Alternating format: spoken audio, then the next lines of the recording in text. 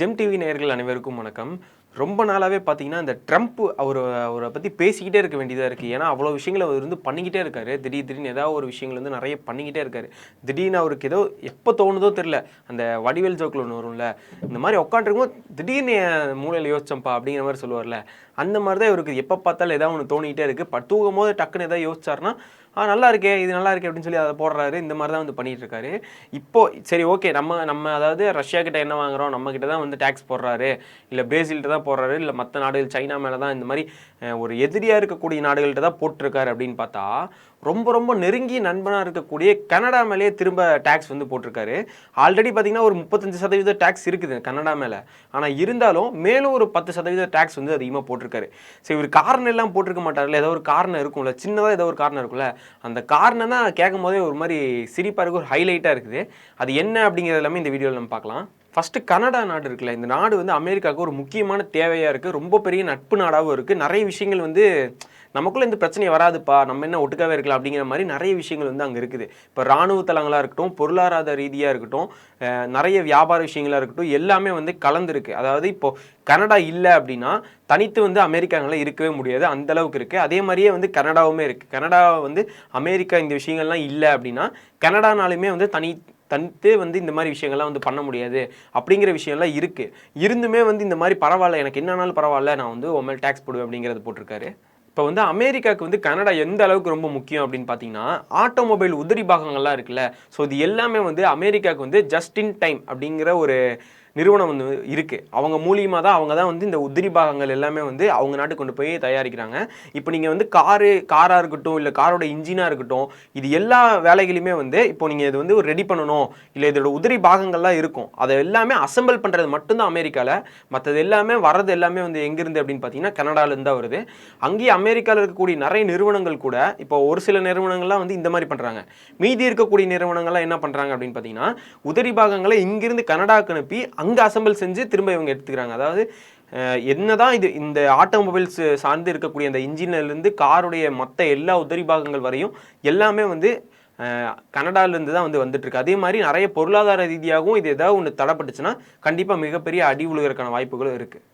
Already சைனாவில் பார்த்தீங்கன்னா அந்த ரேர் எர்த் மெட்டீரியல்ஸ் அந்த மாதிரி விஷயங்கள்லாம் வந்து வந்துட்டுருக்கு. நிறைய சைனாலேருந்து பொருட்கள் வாங்கக்கூடிய அமெரிக்காவே பரவாயில்ல, எங்களுக்கு அந்த பொருள் வரலைனாலும் பரவாயில்ல, நான் உன் மேலே டேக்ஸ் போடுவேன்டா அப்படின்னு சொல்லி சைனா மேலே போட்டிருக்காங்க.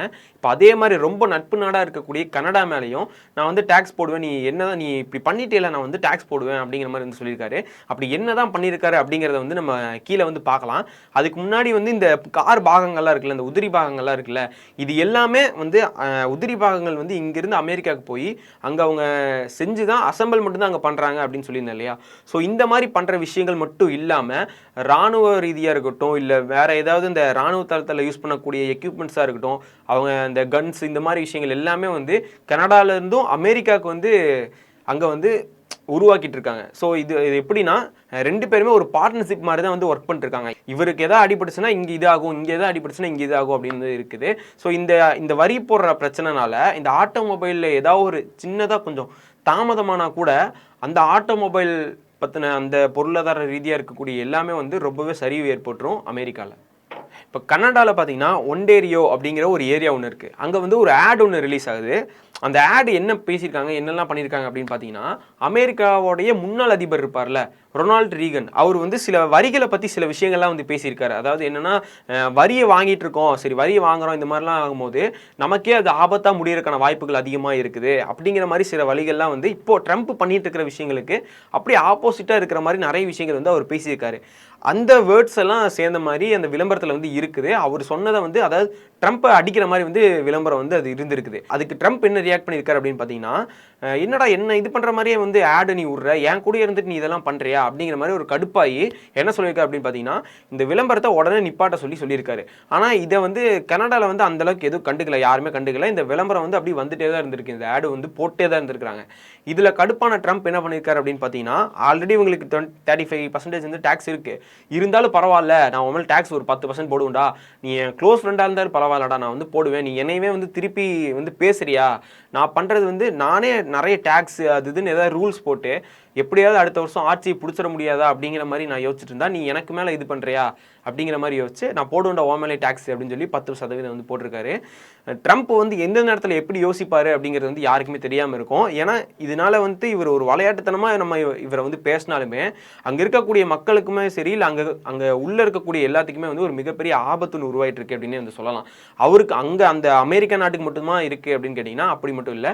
அவர் யார் கூடலாம் இந்த மாதிரி பகச்சிக்கிட்டு என்னெல்லாம் பண்ணுறாரோ அங்கே இருக்கிற எல்லா நாடுகளுக்குமே தான் வந்து பிரச்சனை ஆகிட்டு இருக்கு. நம்மளாக இருக்கட்டும், சைனாவாக இருக்கட்டும், ரஷ்யாவாக இருக்கட்டும், பிரேசிலாக இருக்கட்டும், இப்போ கனடாவாக இருக்கட்டும், எல்லா நாடுகளுக்குமே வந்து நார்மலாக நடந்துட்டு இருக்க ஒரு நிம்மதியாக ஒரு வியாபாரம் ஒன்று நடந்துட்டு இருக்கு.